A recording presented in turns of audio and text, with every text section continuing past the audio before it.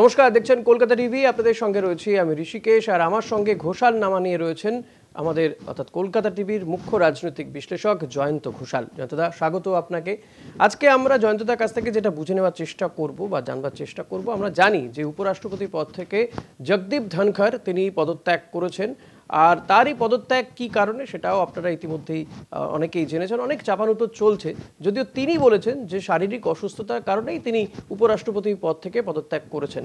কিন্তু জগদীপ ধনখড়ের পরে কে বসবেন এই উপরাষ্ট্রপতি পদে, হু উইল বি দ্য নেক্সট, সেটাই জানবার চেষ্টা করব। নাকি সরকার কাউকে এখানে এমনি রেখে দেবে, অর্থাৎ কাউকে উপরাষ্ট্রপতি নিয়োগ করলো না, এক্ষেত্রে যে রাজ্যসভার যিনি চেয়ারম্যান থাকবেন, চেয়ারম্যান তো থাকছেন না জগদীপ ধনখড়, সেক্ষেত্রে কোথাও একটা টেম্পোরারি কোনো একটা ব্যবস্থা করবে, কারণ সামনে বিহার নির্বাচন রয়েছে, সেটাও মাথায় রয়েছে। অনেকগুলো নাম ভেসে উঠছে, এই সমস্ত কিছু নিয়ে কথা বলবো জয়ন্তদার সঙ্গে। জয়ন্তদা, who will be the next, এটাই তো এই মুহূর্তে সবচেয়ে বড় প্রশ্ন। উপরাষ্ট্রপতি কে হবে, রাজ্যসভা, কারণ বাদল অধিবেশন চলছে, রাজ্যসভার চেয়ারম্যান কে হবেন? প্রথম কথা হচ্ছে যে প্রক্রিয়া, অর্থাৎ নামটা ঠিক করার যে প্রক্রিয়া, সেটা সত্যি কথা বলতে কি এখনো আনুষ্ঠানিকভাবে বিজেপি শুরু করেনি। এটা তো বিজেপির শীর্ষ নেতৃত্ব করবে, এটা তো ক্যাবিনেট ডিসিশন নয়, এটা তো দলের সিদ্ধান্ত হবে, এনডিএর সিদ্ধান্ত হবে। এখন মোদি লন্ডনে চলে গেছেন এবং উনি ফিরবেন, তারপরে অমিত শাহর সাথে আলোচনা হবে। আগে আমাদের এখনো মনে আছে যে এই ধরনের পরিস্থিতিতে আমাদের এক্সক্লুসিভ খবর করার চেষ্টা করতে হতো, অনেক সময় পারতাম যে কে হবে আগে থাকতে বলা। নরেন্দ্র মোদীর জমানায় এই ধরনের এক্সক্লুসিভ খবর চলটা অনেক কমে গেছে, তার কারণ উনি কারোর সঙ্গেই শেয়ার করেন না। এবং মানে আমাকেই উনি একবার বলেছিলেন, আমি বলেছিলাম যে কে কে মন্ত্রী টন্ত্রী হবে, হ্যাঁ সেগুলো একটুখানি যদি বলে টলে দেন অ্যাডভান্স, তাহলে তখন সবে প্রধানমন্ত্রী হয়েছে 2014। উনি খুব জোরে হেসেছিলেন এবং বলেছিলেন যে আমি ওই রকমভাবে খবর দেওয়ার লোক নই, ও বাজপেয়ী আডবাণী করতেন, হ্যাঁ ওরা মানে আমি এসব কথা টথা বলি না, আমি কেন্দ্রীয় মন্ত্রীরাই কে মন্ত্রী হবে সেটা যেদিন হবে সেদিন জানতে পারবে। মানে এই যে স্পেকুলেশন, এই যে গুজব ছড়ানো, স্টোরি প্লান্ট করা, এই সংস্কৃতিটাতেই উনি বিশ্বাস করেন না। মানে তাই জন্যে তো কোবিন্দ যখন হলো রাষ্ট্রপতি তো কেউ করতেই পারলো না, কত নাম আমরা ভাসালাম, সেসব নাম হলো না। এমনকি আমাদের দ্রৌপদী মুর্মুও তাই হয়েছে। সুতরাং আমি কোনো কাইট ফ্লাইং যেটা বলে ঘুড়ি ওড়ানো, সেটাতে যাব না। আমি একটা রাজনৈতিক বিশ্লেষণের পক্ষ থেকে বলতে পারি যে প্রথম কথা যেটা তুমি বললে, আমি অনেকটা মনে হয় সেটা ঠিক, যে আমি দেখছিলাম যে সাংবিধানিকভাবে এই গ্যাপটা কতদিন ধরে রাখা যায়। সাধারণ এরকম পরিস্থিতির আগে কখনো হয়নি। 2-3 মাস আরামসে চালিয়ে দেওয়া যায় একজন উপরাষ্ট্রপতি ছাড়া।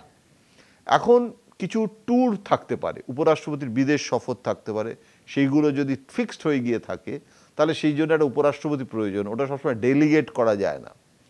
এখন 2-3 মাস মানে বিহার নির্বাচনটা পার করে করাই ভালো, কেননা বিহার নির্বাচনের আগে যদি বিহারের কোনো লোককে না করা হয়, আর এদিকে আজই নীতিশ কুমারের 2জন মন্ত্রী তারা দাবি তুলেছেন যে নীতিশ কুমারকে করতে হবে। নীতিশ কুমারের মতো লোককে যদি উপরাষ্ট্রপতি করে দেওয়া হয় তাহলে বিজেপির জন্য সব থেকে ভালো।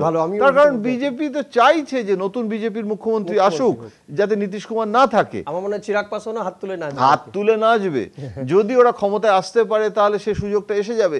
কিন্তু অনেক কিছু ভাবতে হয়, শুধু একটা কুর্মী সম্প্রদায় বিহারকে রিপ্রেজেন্ট করছে, এগুলো সব ঠিক আছে নীতিশ কুমারের, কিন্তু নীতিশ কুমার রাজ্যসভাটা চালাতে পারবে কিনা। কেননা নীতিশ কুমার শারীরিকভাবে এবং মানসিক যে সন্তুলন যেটাকে বলে, আমি দেখেছি যেভাবে এমনকি সেই মোদির পায়ে হাত দিয়ে প্রণাম করতে গেল, তারপরে অনেক রকমের আচরণের মধ্যে নাম ভুলে যাওয়া। তো আর রাজ্যসভায় কিন্তু বিজেপির সংখ্যাগরিষ্ঠতা নেই, এবং লোকসভাতে যে একটা ব্রুট মেজরিটি, সেই হাউস চালানো স্পিকারের পক্ষে অনেক সোজা, কিন্তু এখানে কিন্তু কাজটা সোজা নয়। নীতিশ কুমার সেটা পারবে কিনা, ধাঙ্কারই মানে পাচ্ছিল না। সুতরাং সেদিক থেকে নীতিশ কুমার খুব আইডিয়াল চয়েস নয়, খুব ডিপেন্ডেবলও হবে না, কখন কি বলতে কি বলে ফেলবে, আজকে পক্ষে বলছে কালকেই বিপক্ষে বলে দেবে।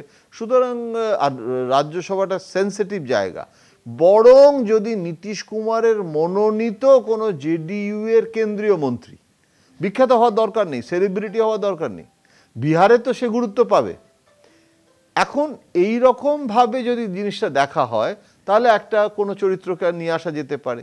আবার আবার অনেকে বলছে যে কোনো মুসলিম ফেস, কেননা মুসলিম ফেস যেটা হতে পারে যে এই যে আরিফ, হ্যাঁ, তিনি রাজ্যপাল, তথাকথিত 370 পর্যন্ত সমর্থন করেছে।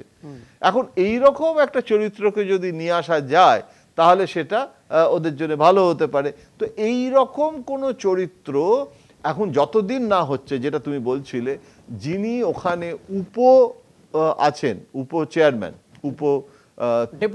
ডেপুটি চেয়ার, তাকে দিয়ে অনায়াসে কাজটা, এবং তিনি আরেকটা বিষয় জানতে আমার মনে হচ্ছে সময় শেষ হয়ে আসছে, খুব দ্রুত জানতে চাইবো, যেহেতু সামনে বাংলারও নির্বাচন রয়েছে, এমনিতেই এই বাংলা ভাষাভাষী এই সমস্ত নিয়ে বিজেপি একটু চাপে রয়েছে, সেক্ষেত্রে বাংলা থেকে কাউকে কি করে দেওয়া হতে পারে তেমন কোনো? এইটা মানে ইয়েস অ্যান্ড নো। বাংলাটা যেহেতু সদ্য হরিয়ানায় একটা বাঙালি রাজ্যপাল করা হয়েছে, এবং যেহেতু মমতা বন্দ্যোপাধ্যায় আরও বেশি আক্রমণাত্মক হয়ে বলছে যে বিজেপি চাপে পড়ে, মানে বিজেপিকে চাপে পড়ে মা দুর্গা মা কালী বলিয়েছি, অভিষেক বন্দ্যোপাধ্যায় বলেছে এবারে জয় বাংলাও বলাবো, তাহলে এখন যদি এটা করতে যায় তাহলে সেটাতে আরও পাল্টা প্রচার হবে যে বিজেপি ডিফেন্সে চলে গেছে, বিজেপি এখন মানে উল্টা এতে পড়ে গেছে। সুতরাং সেটা আখেরে লাভ হবে নাকি মমতা বন্দ্যোপাধ্যায়দের ফাঁদে পড়া হবে, এই সমস্ত অনেক ভাবনার বিষয় আছে। কেননা আর রাজ্যসভাটাতে এমন লোককে করতে হবে যে জানে আইনটাও জানতে হয়। ভেঙ্কাইয়া নাইডুর মতো লোক তো ছিল। এটা খুব সোজা কাজ নয় কিন্তু। একদমই।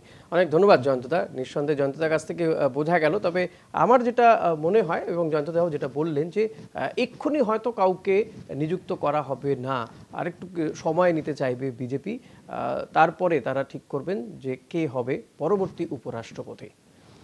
আজকের মতো এখানেই শেষ করছি ঘোষালনামা। আপনি দেখতে থাকুন কলকাতা টিভি, রাত দিন 7 দিন, সঙ্গে রাখুন কলকাতা টিভি ডিজিটাল।